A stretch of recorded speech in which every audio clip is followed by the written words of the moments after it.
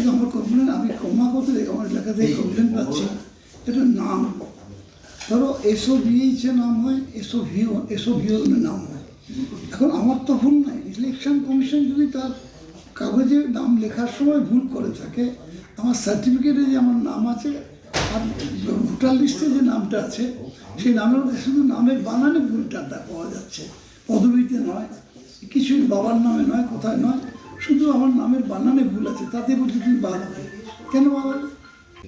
শোভনদা, আজকে মাইক্রো অবজারভারদের নিয়ে বৈঠক হচ্ছে, তাদেরকে ট্রেনিং করা হচ্ছে, তাদের ভূমিকাকে কিভাবে দেখছেন এসআইআর? অসংখ্য ভুল আছে ভোটার তালিকায়।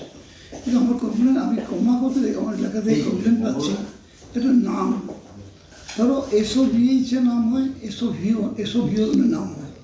এখন আমার তো ভুল নাই, ইলেকশন কমিশন যদি তার কাগজে নাম লেখার সময় ভুল করে থাকে, আমার সার্টিফিকেটে যে আমার নাম আছে আর ভোটার লিস্টে যে নামটা আছে সেই নামের মধ্যে শুধু নামের বানানে ভুলটা পাওয়া যাচ্ছে, পদবিতে নয়, কিছুই বাবার নামে নয়, কোথায় নয়, শুধু আমার নামের বানানে ভুল আছে, তাতে বলছি তুমি বাদ হবে। কেন বাদ হবে? ইলেকশন কমিশন আমার নাম ভুলভাবে যদি তুলে থাকে তার জন্য কে দায় নেবে? এখানে দায় নেবে, আমি কেন ভোটে থাকবো না?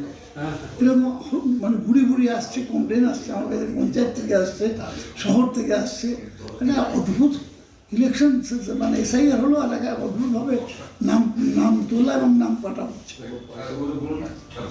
আমার ছেলে সামনে দেখি একই অবস্থা হয়েছে, কোথায় কোন জায়গায় আমার নাকি দেবটা পাওয়া যায়নি, এখন আবার ওকে পাসপোর্ট নিয়ে যেতে হচ্ছে, পরীক্ষা দিয়েছে যে স্কুলে অ্যাডমিট কার্ডে বাবার নাম থাকে, সেই বাবার নাম আছে কিনা এইসব দেখাতে হচ্ছে সায়নদেবকে। মানে আপনার ছেলেকে কি হিয়ারিংয়ে ডাকলো? হিয়ারিং ডাকেনি, ঠিক বাড়িতে বলে এসেছিল, বলে গেল যে আমি ওখানে বসছি, গিয়ে একটু নামটা কালেকশন করে আসবেন। ওর কি সমস্যা? ওর হচ্ছে শোভনদেব চট্টোপাধ্যায় বাবার নাম। এখানে কিন্তু চ্যাটার্জি কোথাও পড়াটা করা আছে, এখন ওকে দেখাতে হবে ওর অ্যাডমিট কার্ডের মধ্যে বা ওর পাসপোর্টে কি নামটা আছে। এই চ্যাটার্জি চট্টোপাধ্যায় যে আলাদা হয়ে যাচ্ছে, এও তো আমি বুঝতে পারছি না, কোনোদিন ছিল না এসব আগে। চ্যাটার্জি আগে চট্টোপাধ্যায়ের নাম দিয়ে ছেড়ে দিত, শোভনদেব চ্যাটার্জি দিয়ে ছেড়ে দিত, এখন চট্টোপাধ্যায় না থাকলে নাম বাদই হয়ে যাবে একদম। এই ড্রাফট লিস্টে নাম আছে আর এমনি লিস্টেও নাম আছে, মানে 2002-তে। 2002 কি কথা হবে ছোট ছেলে, তখন তোর 18 বছর হয়নি।